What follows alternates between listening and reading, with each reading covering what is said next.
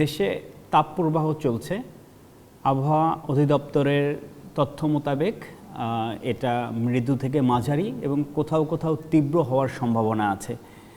মানুষের মতো গবাদি প্রাণী, আমাদের পোষা প্রাণী কিংবা হাঁস মুরগি আমরা যা পালন করি, তাদেরও এই তাপ প্রবাহে মানুষের যেরকম হিট স্ট্রোক হয় বা হিট স্ট্রেস হয়, আমাদের গবাদি পশু প্রাণী এবং পোলট্রি মুরগি, হাঁস মুরগি এদেরও এরকম হিট স্ট্রেস হতে পারে।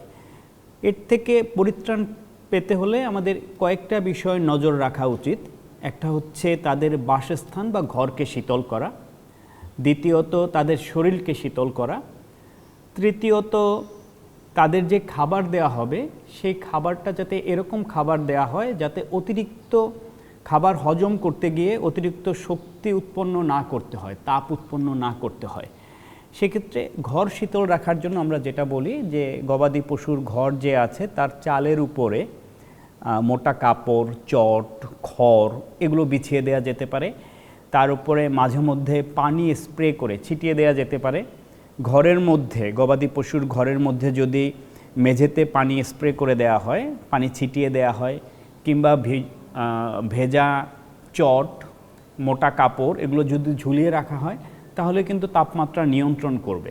তীব্র রোদের যেই সময়টা, এই সময়টাতে গবাদি পশু, মহিষ, গরু, ছাগল, ভেড়া যেটাই হোক না কেন তাকে রোদের মাঠে না রাখা কিংবা বদ্ধ ঘরে না রাখা। পর্যাপ্ত পানির, পরিষ্কার ফ্রেশ ওয়াটার যেটা, পর্যাপ্ত পানির ব্যবস্থা করতে হবে এবং শীতল পানি যেটা, এই পানিটা হলেই ভালো হয়।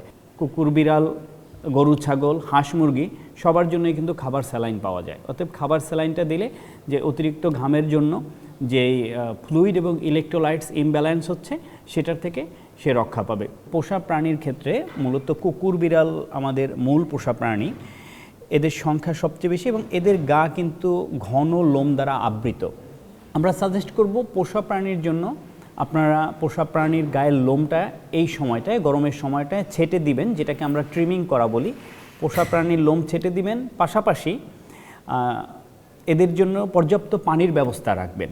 এর খাবার পানিটা ফ্রেশ ওয়াটার দিতে হবে এবং পানিটা শীতল পানি হবে এবং এর মধ্যে একটু ভিটামিন সি এবং ইলেকট্রোলাইটস মিশ্রণ করে দিতে পারেন। প্রান্তিক পর্যায়ে যেটা হয়, ছোট ছোট খামার আছে, বিশেষ করে ব্রয়লার এবং লেয়ারের, এবং এগুলো যেহেতু প্রান্তিক পর্যায়ে গ্রাম অঞ্চলে থাকে, এখানে টিনের চাল থাকে এবং অনেক ক্ষেত্রেই যে হাউসগুলো বা ফার্মিংয়ের জন্য যে ঘরগুলো, শেডগুলো বানানো হয় সেগুলো বিজ্ঞানসম্মতভাবে বানানো হয় না, যার ফলে তাপ প্রবাহের ফলে এই জায়গায় গরমের অনুভূতি অনেক বেশি হয়। আমরা মাঝে মধ্যেই দেখতে পাই যে অনেক ব্রয়লার, লেয়ার মারা যাচ্ছে এবং ডিম উৎপাদন, মাংস উৎপাদন কমে যাচ্ছে। এই জায়গাটা থেকে পরিত্রাণ পেতে হলে লেয়ার এবং ব্রয়লারের যে শেড আছে, শেডে বায়ু চলাচলটাকে নিশ্চিত করতে হবে যাতে ভেন্টিলেশনের পরিমাণটা ভালো থাকে। গবাদি পশু এবং হাঁস মুরগি পরিবহনের ক্ষেত্রে এটা সাজেস্ট করব রাতের বেলা পরিবহন করার জন্য।